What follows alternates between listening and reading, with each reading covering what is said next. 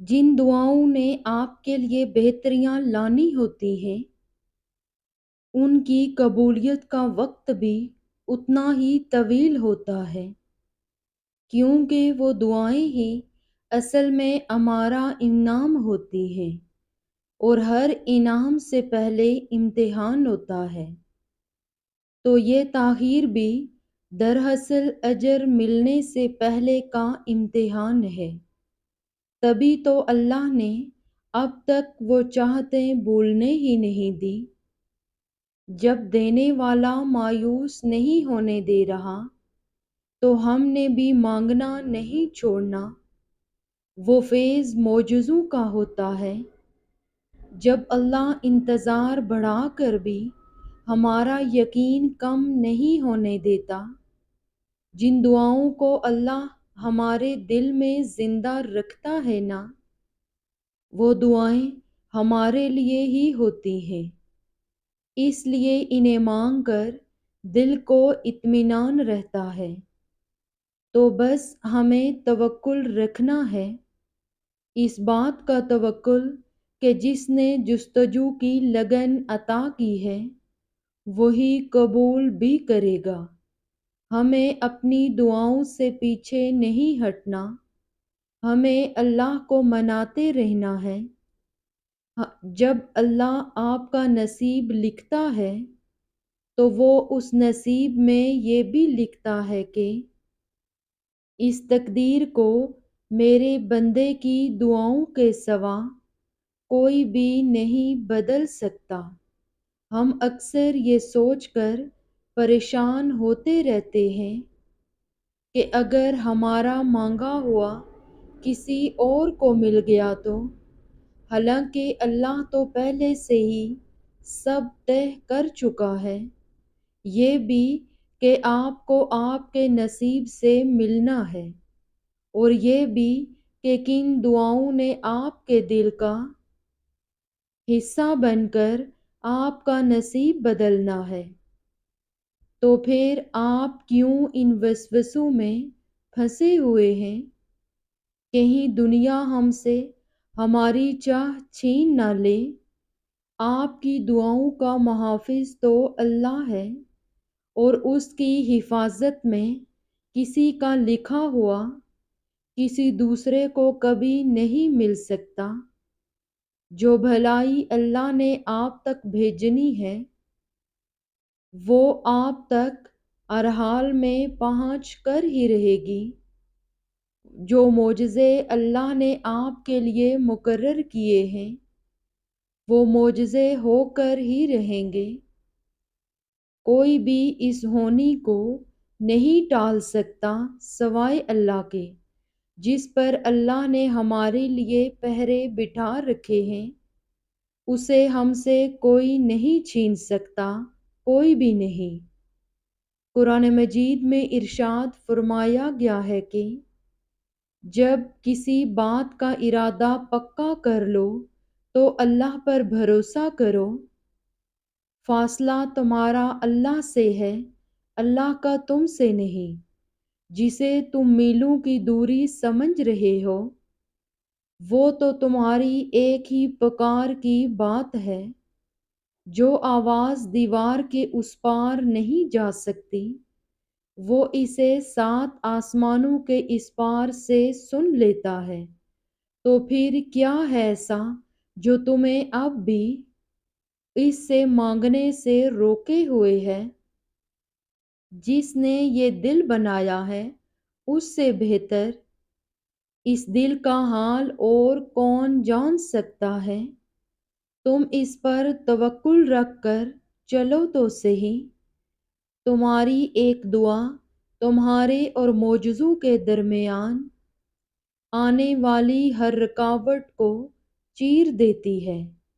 تو پھر توکل رکھو، وہ انہیں ہی وسیلہ بنا دے گا جو تمہارے لیے رکاوٹ بنے ہوئے ہیں۔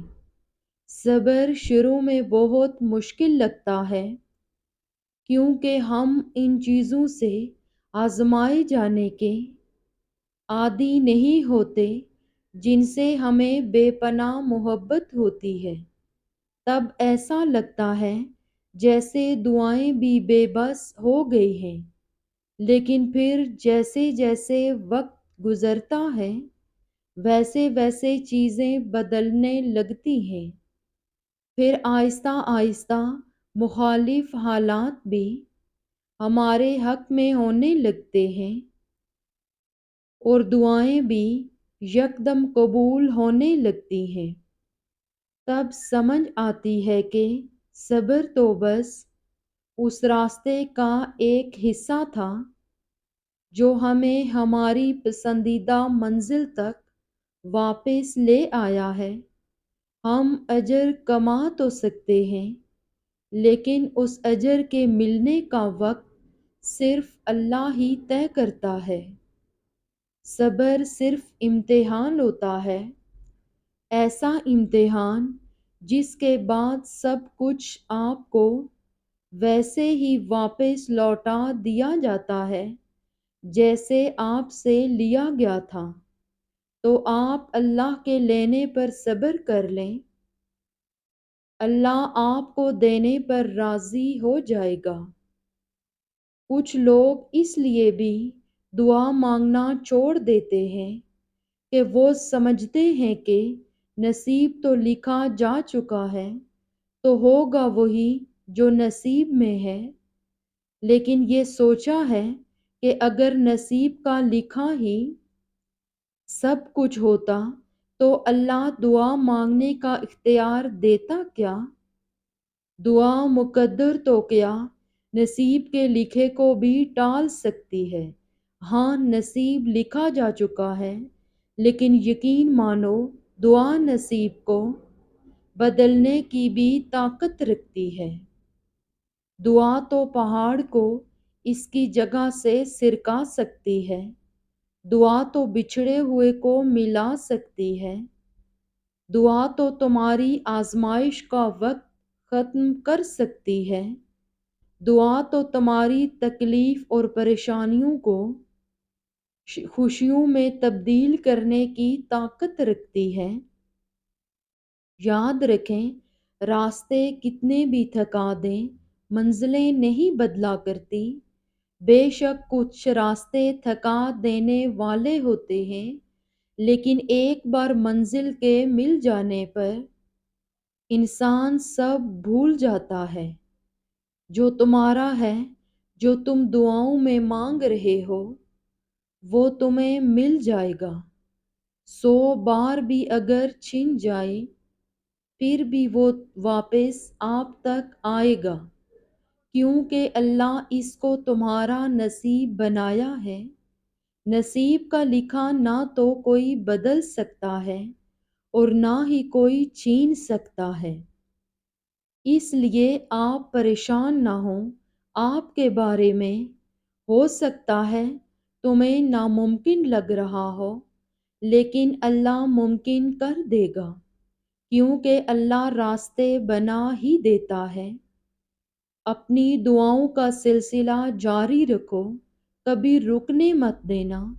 اللہ جب تک توفیق دے رہا ہے بس دعائیں مانگتے رہو۔ اپنی دعاؤں کی طاقت کو کبھی کم مت سمجھنا۔ اس دعائے سفر کو تب تک چلا کے رکھنا جب تک اللہ کن نہ کہہ دے۔ کیا پتہ یہ دیری ناممکن سے ممکن تک پہنچنے کا مختصر سا وقفہ ہو۔ اللہ پر یقین اتنا مضبوط کر لو کہ آج نہیں تو کل وہ تمہیں تمہارے حصے کی خوشیاں تمہیں عطا کرے گا، جس میں مکمل سکون ہوگا۔